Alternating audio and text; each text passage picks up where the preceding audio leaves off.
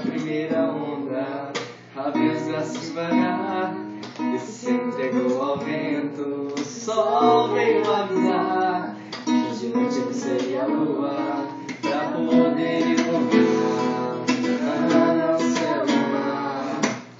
Sol e vento, dia de casamento, vento e sol, luz apagada no farol. Sol e chuva, casamento de viúva.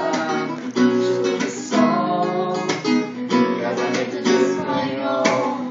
Aproveitar os carinhos do mundo, os quatro elementos de tudo, sentado diante do mar.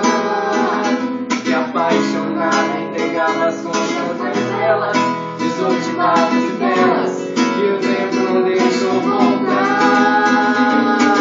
Onde já se viu um mar apaixonado por uma menina? Quem já conseguiu dominar o amor? Por que o mar não se apaixona por uma lagoa? Por que a gente nunca sabe de quem vai gostar? Ame o mar.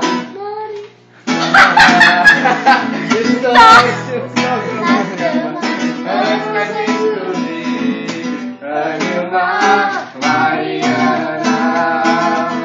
Todo sob capaz uma chama, sempre que for pra ficar. Quando Ana entra na água, os sonhos da madrugada estende pro resto do mundo, que abençoando ondas cada vez mais altas, barcos com sua cota e as coisas que vem avisar desse novo amor. Cadê esse lugar?